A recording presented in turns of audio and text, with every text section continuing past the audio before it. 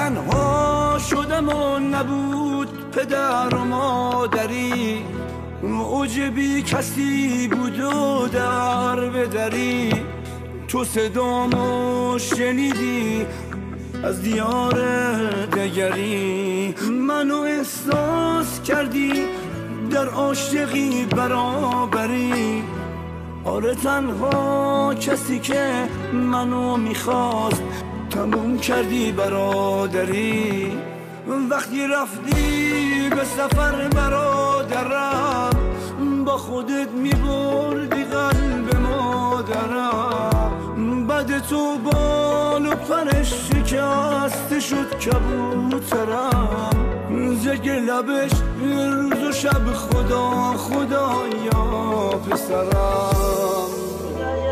تو رو بو کرد و بوسید و گفت خدا با ماست، برو. از خدا خواست، خدا خواست. از دل خودم بخونم، قسم به خاک مادرم، بسترم سنگ مادرم، برو نزار سر بزنم. از دل خودم بخونم، دوری از بهشت خونم، مرگ مادر جوانم یا اینکه میگن دیوانم. از دل برادر جونم، از دل برادر جونم میگه هر مادری روزی میمیره باید بسوزی. تازه میفهمی عذابه چشم لحظه بدوزی. فکر و انتظار دیدن هر ثانیه بی مادری درد بی درمانیه. واسه مادر پسری لایق باش، عشق بازی نکن و عاشق باش. شعر مادر یه نیازه، خود روزه، هر دومون وابستیم بی اندازه. فصل پروازه ی مادر، ناله های چند برابر، گریه های دو برادر، عشق و احساس دوتا مرد. فصل پروازه ی مادر، ناله های چند برابر، گریه های دو برادر، عشق و احساس دوتا مرد.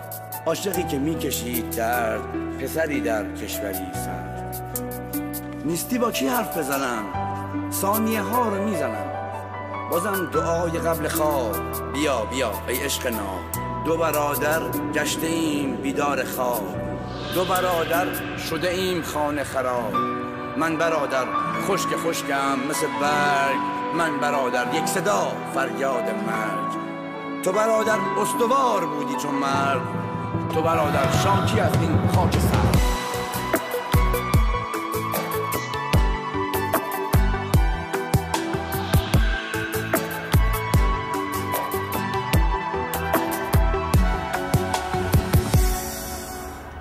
قدر پدر و مادرتون رو بدونید، همیشه دوستشون داشته باشید. الان کنار شما هستن، شاید یه روزی نباشن، پس برید و بغلشون کنید، از صمیم قلب بهشون بگین که دوستشون دارید. Цените, любите своих родителей, пока они рядом с вами. Прямо сейчас идите и обнимайте их, и скажите им шепотом, что вы их сильно, сильно любите, пока это возможности